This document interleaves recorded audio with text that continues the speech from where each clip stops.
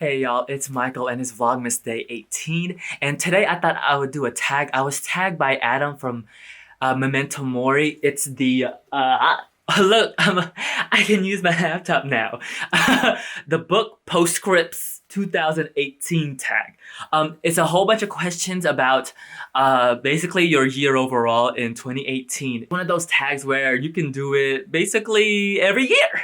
So yeah, let's just get started. I have opened up my, cause since I got a laptop now, I opened up my Goodreads account, and it's very telling of the books that I read, looking back at it this year. And there's a lot of things I can talk about. So yeah, let's just get started. All right, the first question is the longest book you read this year and the book that took you the longest to finish.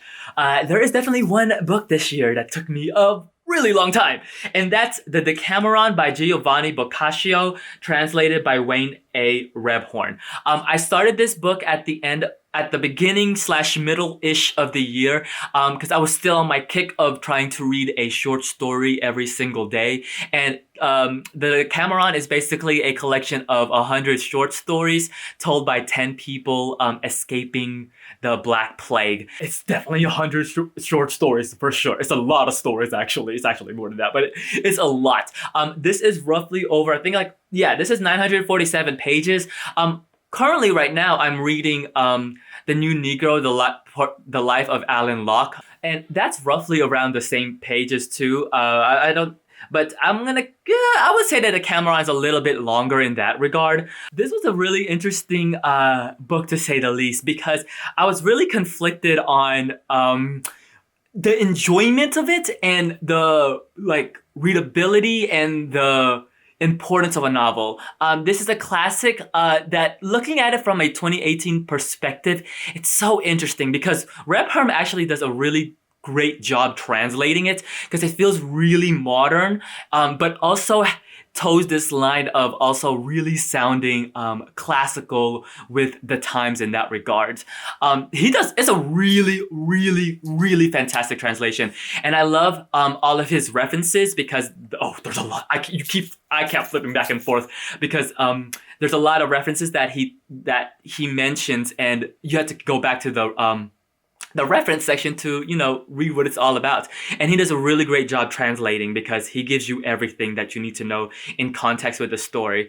I say it's a little bit challenging / difficult / introspective, I guess is the right word for it, looking at it from a 2018 lens, because a lot of it,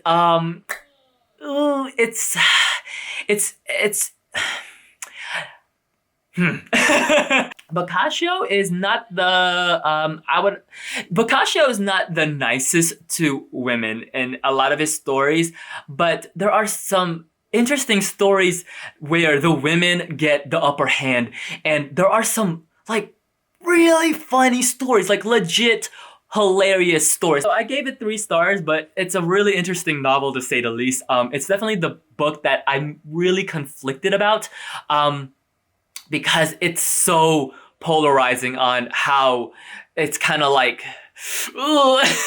All right, question number 2. A book you read in 2018 that was out of your comfort zone. I was looking at the list of the books that I read on my Goodreads in 2018, and I was just like, for me, comfort zone is so, Adam mentioned, it's very, because out of here, I wouldn't say any of these are out of my comfort zone, because I am a reader who tends to read cornucopia, a variety of stuff. So out of here, if I had to choose one and someone was like, you need to choose, I would probably have to choose, because even this year I read The Babysitter's Club by Anne M. Martin, and I wouldn't even say that's out of my comfort zone because I read those books when I was still in elementary school.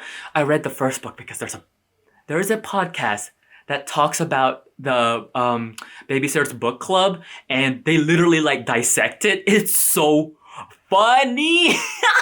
It's really funny. So I would, if I had to choose, I would probably say Invisible Cities by Italo Calvino, because if I had to choose, I guess that would be the most out there comfort zone, I guess you could say. But that's like, that would fall under literary fiction, and a translated literary fiction, and I do tend to read those. I would say probably out of the comfort zone because it's very surrealist, very like dreamy like. Yeah, it's about Marco Polo and Genghis Khan, and they're kind of like talking to each other and in this dreamy state and in this fragmented segments of chapters. But essentially it's talking about it's basically talking about Italy. But I did like it, but comfort zone, yeah, and so I don't know. I don't know what the answer is for that one. All right, the next question, number 3, is how many books did you reread in 2018? In general, I don't tend to reread a lot of books. I just don't.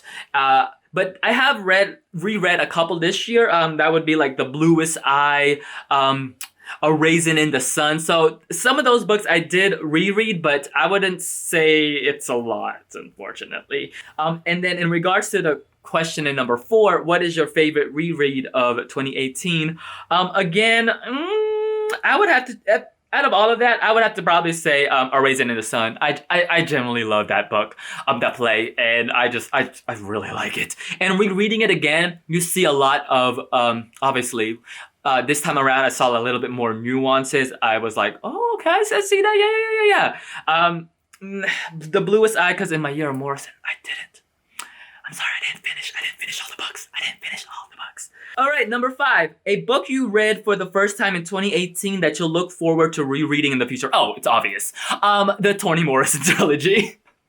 So that's the video that I've been meaning to make, y'all. I've been meaning to make it. Yeah, that includes Beloved, Jazz, and Paradise.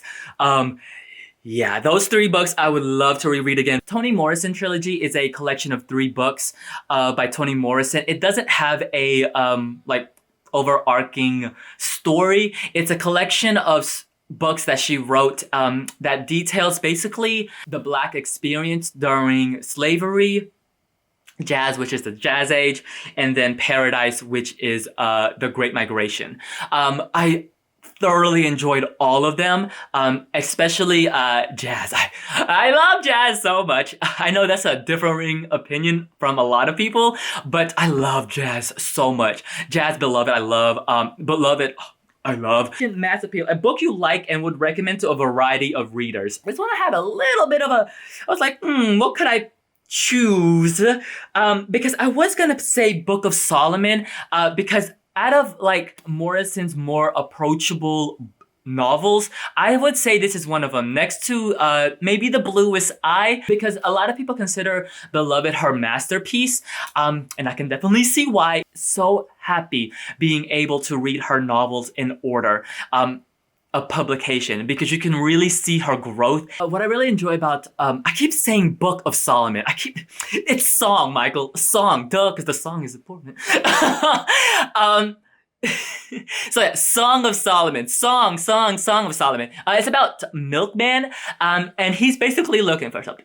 So it's like a fun adventure book in that regard, as him searching for this thing, but it encompasses so much more.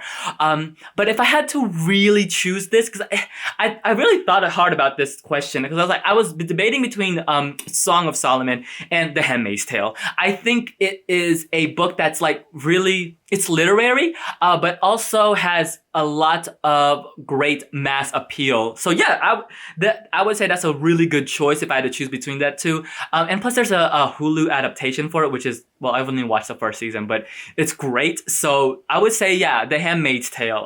I would say that's a really good choice. The next question is number 8, Specialized Appeal. A book you like but would be hesitant to recommend to just anyone.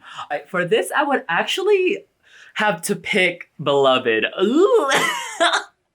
Because here's the thing with, you could tell how much Toni Morrison was really important to me this year as I went through majority of her works. I say Beloved because I think it's one of those books, it's very important, and especially in the American, especially in the North USA American lexicon of books, the canon of books, I guess you would say.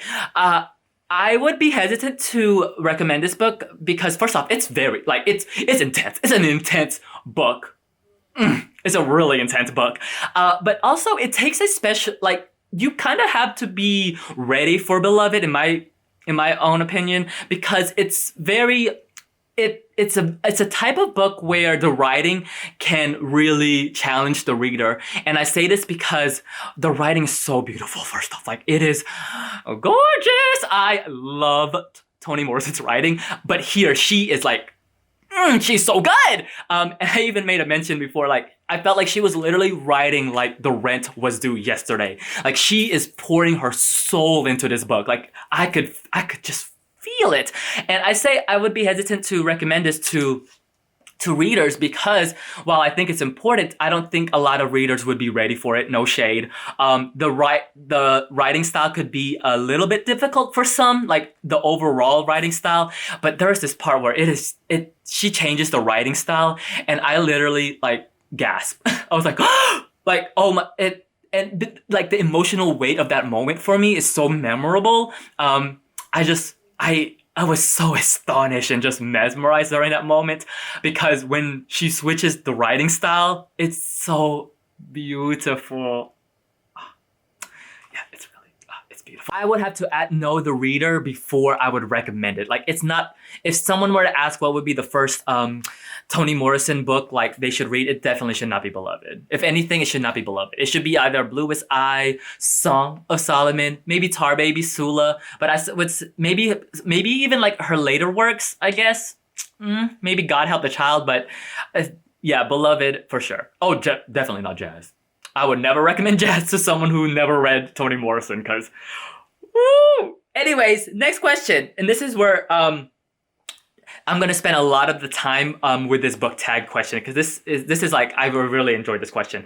Number 9, reflect on your year as a bookish content creator. Goals met, good/bad memories, favorite videos you made, etc. Let me put this down. So this year, I was looking also at my Goodreads page where you could see all the books that you read this year. Would I say it's the best year? No, I wouldn't say it's the best year that I had reading wise. Usually I can read a lot more books. As the video recording of this, I'm at the 66 page. I'm at the 66 books marks out of 100.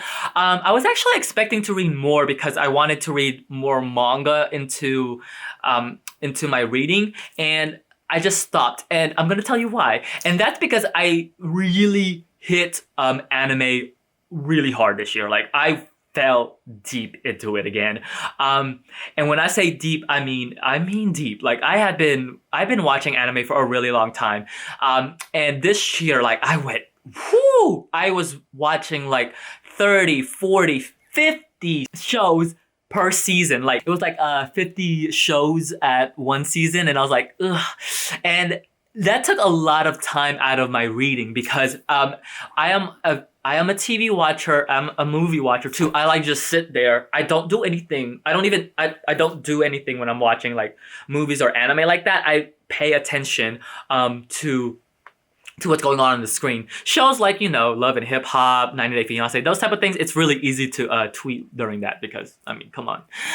They do a lot of recaps. And it reminded me how much I love anime as an art form. I was just like, I really miss anime. And towards the end, especially this season, which is like fall anime season, I also realized I was like, man, I just miss reading.